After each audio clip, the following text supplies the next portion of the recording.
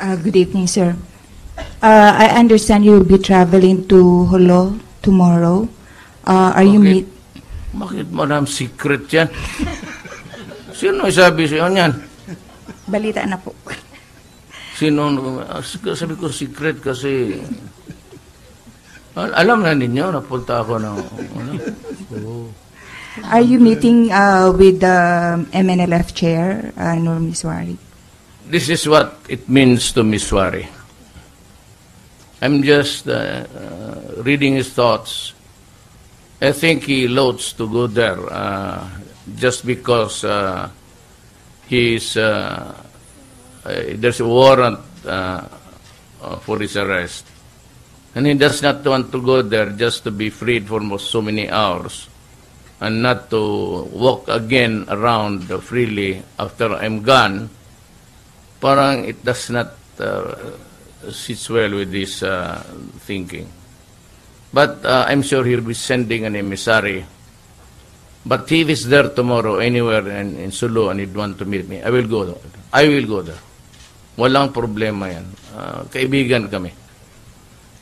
If he wants to talk to me, kung nandoon ako. But I'm just there also to papasalamat sa mga tao. I may not be able to visit every nook and corner of Pulo.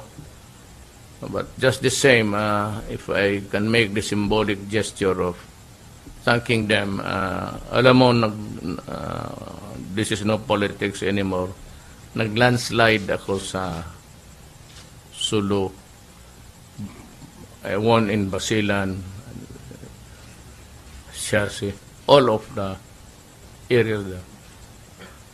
Same for the Moro. And I'll not just elaborate why, but I'd like to thank them. And my drug campaign, netting some of the politicians in Lanao, does not mean that there's something, there's a reason behind it. Gusto ko lang sabihin na wrong is wrong, but for your help making me president, I'd like to visit you. I have to go back to Samal as no, it's Lanao del Sur rather, hindi Samar.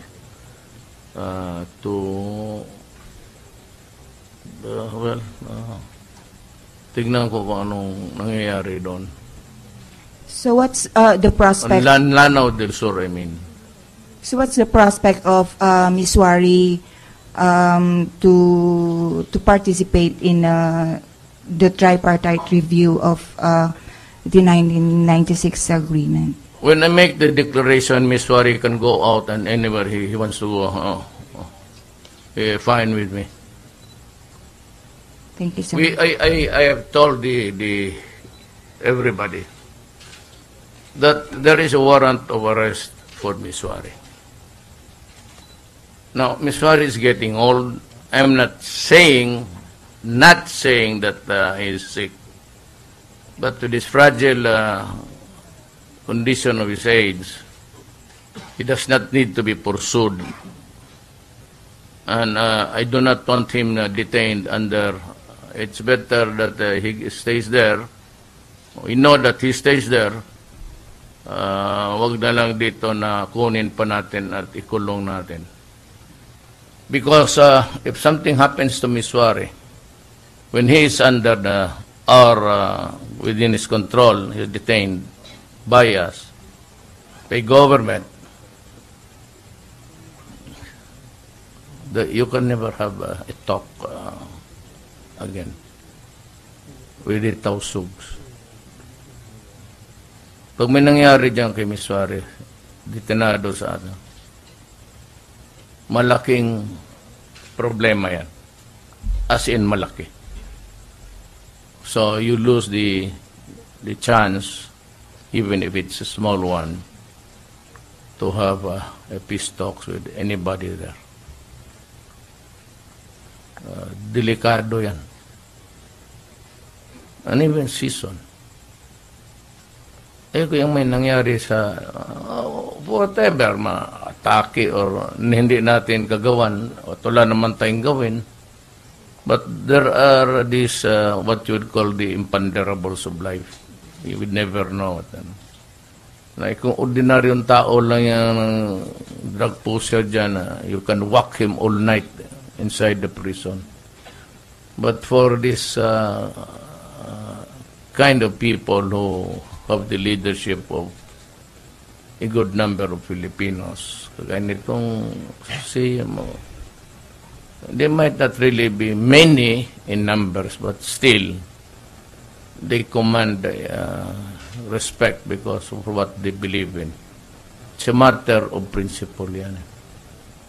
And it is, when the guy is driven by a purified principle to do better or to give another set of things that they are experiencing now, somehow it invites respect. Ano yung taong may prinsipyo eh. And you must remember that it's not the personnel, it's the ideology which they believe in. Kasi ano man talaga, they are fighting because they want a better chance for the people. That is what they believe in. Ayan lang naman itong demokrasya natin kasi may corruption, gano'n, kung ano-ano na lang. Well, we're coping it up with the laws of the land. They want to take over through force of arms, and that is the problem, that they can present a better, adapt a better setup for the Filipinos. The problem is the armed struggle. And if you've noticed all these years, I've always been more leaning to the left center. So because karamihan sa ating gano'n naman, we just don't know it, but we hate abuses, we loathe corruption, and itong the hardships that being imposed upon the people now, itong drugs. At kung hindi ako na presidente, then we would never know the widespread and the dimensions of drug addiction in this country. How would you know kung may iba na nanalo? Kung yung military aid niya mismo is there on the list of narco politics.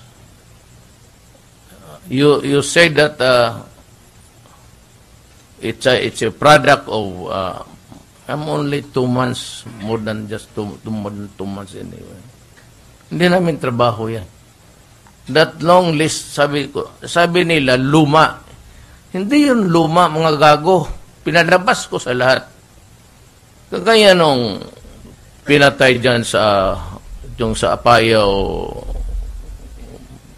somewhere na pag nahukay nila yung because the brother finally squealed that his brother who was killed 2 years ago placed it there, dug a hole there and nilagyan niya.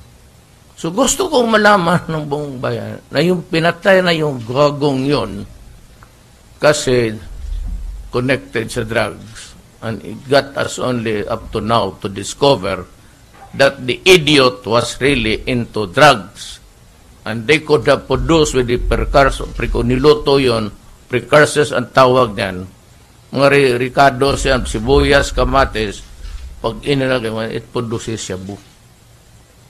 Eh, bakit ko yung patay?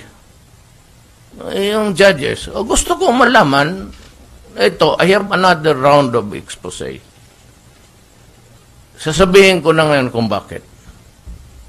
The others, I do not want to repeat I got this tangled with the Chief Justice. I would apologize to the Chief Justice for the harsh words. It was never intended. But ako kasi, because of the magnitude of the problem, it was my way of solving the problem within the ambit of my powers as president.